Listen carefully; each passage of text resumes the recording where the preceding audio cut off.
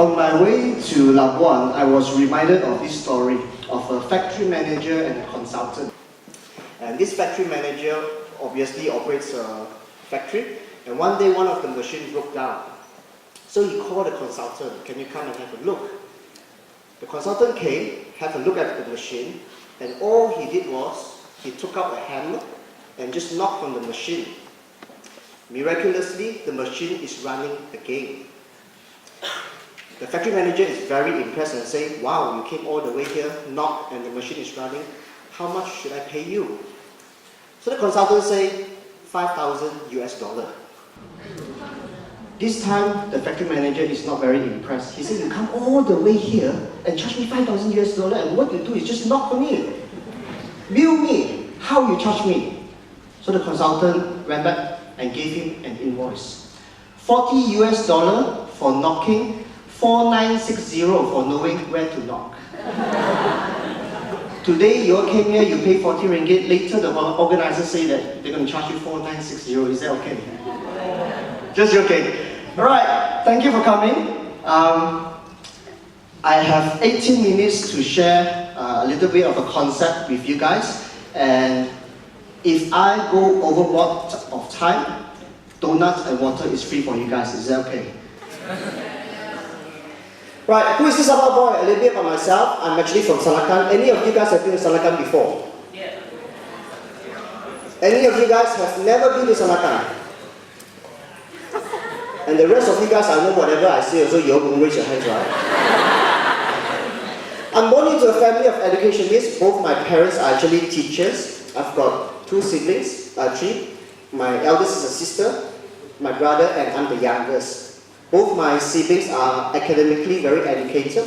They are head prefect, primary school, secondary school, and they are also presidents of associations.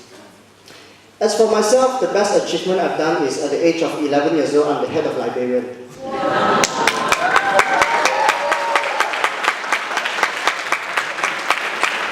At the age of 18 years old, both my siblings managed to get a Sabah State Scholarship to study abroad. As you know, both my parents are teachers, they don't really have a lot of money, so I'm very happy that both my siblings managed to get a Sabah State Scholarship.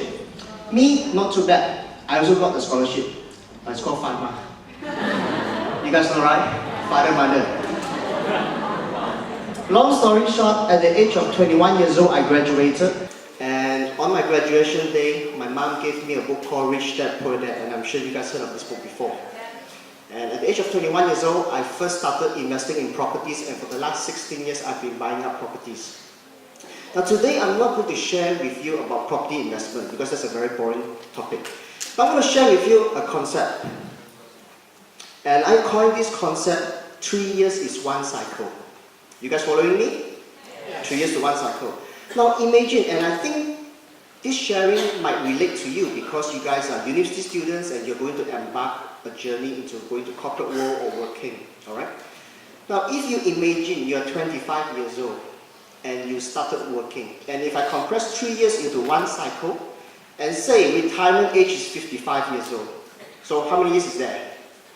30, right? And if 3 years is one cycle, you actually have 10 cycles to go through life. Basically, to simplify things is, actually, you only need to make 10 decisions in life, and you're already halfway there already. You're 55 years old already. Now, my sharing is going to be segmented to 3 parts. Think big, start small, and grow deep. And I'm going to share this by using my own experience. Is that okay with you all? Yes. Oh, very good. Now, as you embark, and I share on the perspective of a student, when you go into the workforce, I would say the most important thing, or one of the most important things that you can do, it is the books that you read and the people you associate with will define your journey. It's very important that you read books and mix around with the right people. It's okay to think big. I would like to promote and advise and encourage you all to think big. You know why? Because Sabahans, we are very proud of being humble. We are so humble, and we tell people we are very humble. We are very proud. I want to encourage Sabahans, it's okay to think big because there is a difference between confidence and arrogance. You guys following me? Right? So you have to be confident because you are embarking on a new journey. When I graduated, I started my first job. And my first job is as a salesman selling 3 packets of Maggi, Nescafe, Milo to all the small Sunday shops. That's how I started my journey. And even though I started as a salesman selling all these products, I have always think big. Thinking big is not just an action, it's a belief system in you. That you as a Sabahan, we can do it. You as a Semenanjung or Melaka or Johor or Penang, as a Malaysian, you can do it. And thinking big doesn't mean only doing big things. You can be the best janitor. You can be the best admin person. You can be the best engineer. You can be the best accountant. So thinking big. And it's not a bad thing to work for corporate first. Now there's one myth that I would like to share with you guys is, I think in the media today, they always make entrepreneurs very sexy. If you're an entrepreneur, you're very successful. If you're an employee, you're still in the rat race, you're not very successful. Sorry to say, I would like to promote this concept of it's okay to work for corporate. It's okay to work first. Why do I substantiate this statement? It's because, imagine when you were young, say you're Form 3 and Form 4, Form 5, and you're very weak in maths. What do you do? Or what will your parents do? They will send you to tuition. What do you do at tuition? You learn, right? You don't learn. Okay. Not only you have to learn, you have to pay money, right? You have to pay the tuition teacher 120 ringgit per course, maybe. Think about it. Working for someone or working in corporate line, the company is actually paying you 1,800 or 2,000 to make all the mistakes in the world. Think about it. Instead of arguing why I'm 1,800, he's 1,200, instead of arguing about, just think about it. The company is so stupid to pay you 1,800 when you're just fresh to learn and make mistakes. Ladies and gentlemen, it's okay to work for corporate first.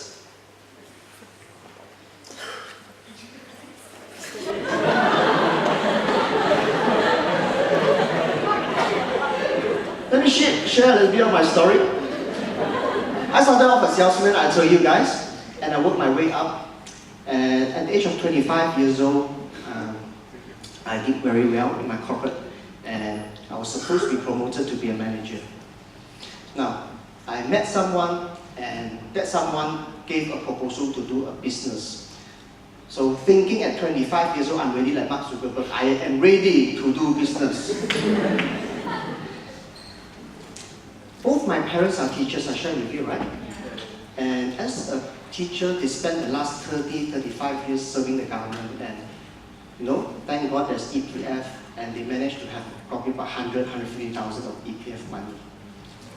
I actually borrow money from my parents to do business, right? So I'm supposed to be promoted. I say, no, I don't want to be promoted. I'm very good, I want to do business. Left the job, took the money. I thought I'm going into a business, and within 1 week, I found out that it is a scam. So at 25 years old, I was cheated of 100,000.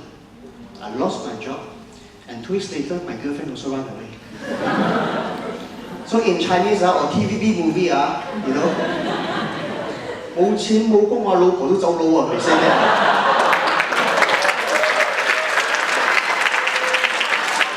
For the benefit of my friends, no money, no job, the wife also ran away.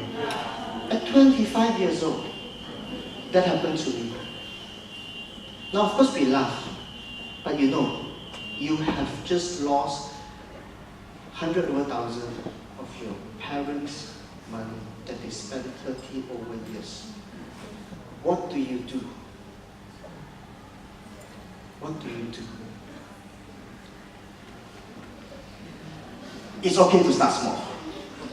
I think big, now it's okay to start small. I have no time to be depressed. I took a ticket, I bought a ticket, I flew all the way to Kuala Lumpur. And what did I do? I wanted to join a company called Nestle. Right? You guys know Nestle?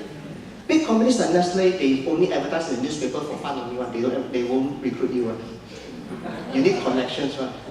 Now, I can sit back and wait for a job, or what I did was, took a flight, go to KL, and made an appointment with the National Sales Director. Miraculously, I was granted a meeting with him. He saw me and said, okay, hi, you're Enoch from Sabah. Okay, what can I do for you? I said, sir, I give you 3 reasons why you should hire me. Real story, 30 minutes, I managed to get an employment with Nestle.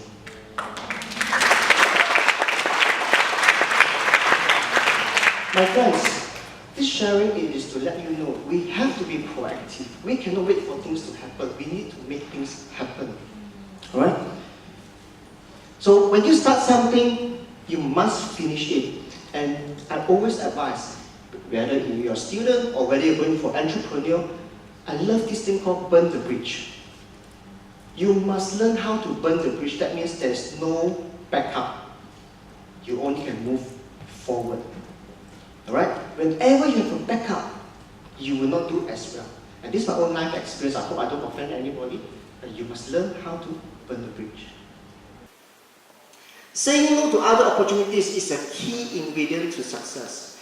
Along your journey, when you work, there will be a lot of offers coming around.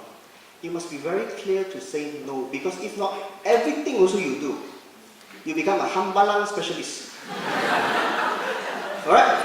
Everything also you can one. Fried goreng pisang also can, kway teow also can, hor fun also can, watan po also can. No, be a specialist in goreng pisang because Sabahs we like to eat goreng pisang. Alright? So say no, learn how to say no to opportunities. Coming from a small town does not mean we can't make it big. I think some of us, or maybe most of us, come from small towns. And what I like about people like me, you know, I'm from Salaka, I come from a very small town. You know what I like about small town people? They're very simple. We just do one thing only. Very straight one. One thing. One thing at a time. But never let big cities intimidate us. Because small people, small is the new big thing. Right? The grass is always greener elsewhere, but make your grass green wherever you are. Today I come to Labuan, it's been 10 years. You can have 2 reactions only when you reach Labuan.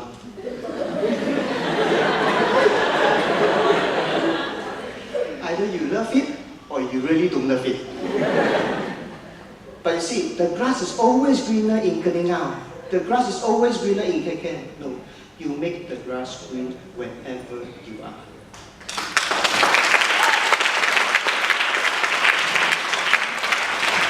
Now you go to growing deep.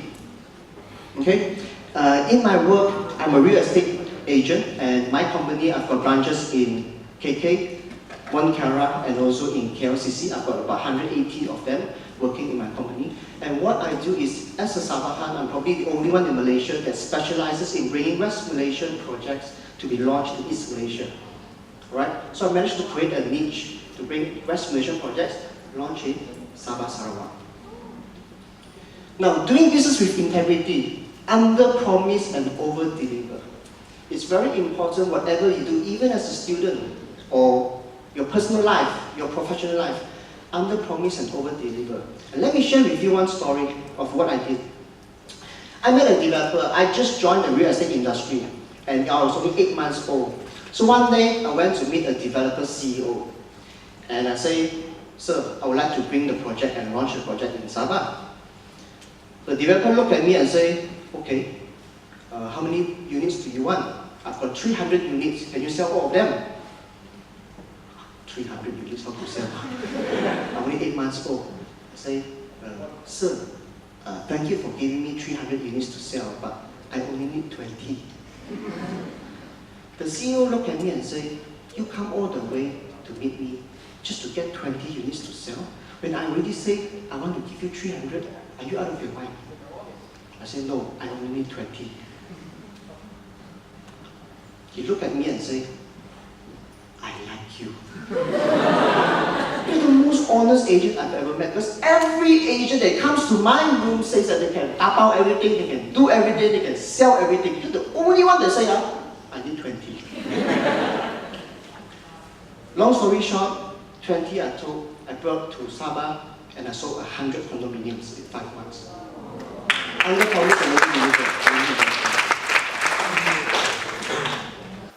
Create value and meaning to your work. Sabah first before anywhere else in the world. Now, whatever business we do, a lot of people will say profits and profits and profits. But create value. And what value can we create? All developers that I approach in Peninsular Malaysia, I always fight for one thing. I always say, I want your project to be launched in Sabah first before anywhere else in Malaysia. Why? Because I'm Sabah. No other reason. Because so many years, all projects launched in West Malaysia, if the balance units then you bring to Sabah to launch to us. We always take the Sakti Bhakti. No, I want brand new. So guys, there is some meaning. We have to create some depth, some meaning in our work. Do you guys agree or not? Yeah. Right? So be the best student. Create depth in your work. And direction is more important than speed. Today, everyone, you read papers, you read articles, it's all about speed of execution, speed. Maybe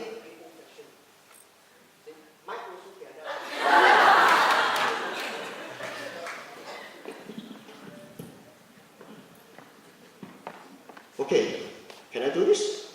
Oh, okay. Speed.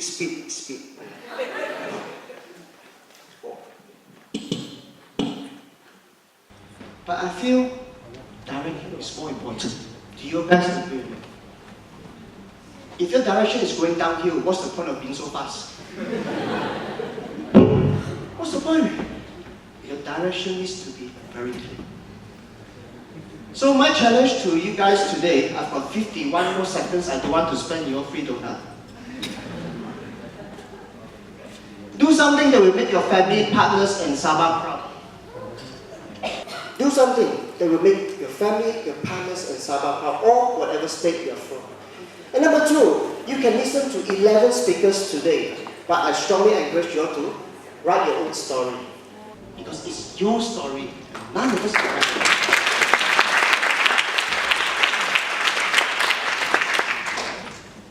But talk so much also no use. Take the first step. Entrepreneurship is a faith journey and it's a marathon. A lot of people start well, but not many people can end well. A lot of people at 30 years old, they can drive a Mercedes-Benz. I say it's useless because what is more important is, at 70 years old, you can still drive a Mercedes-Benz. Thank you, ladies and gentlemen.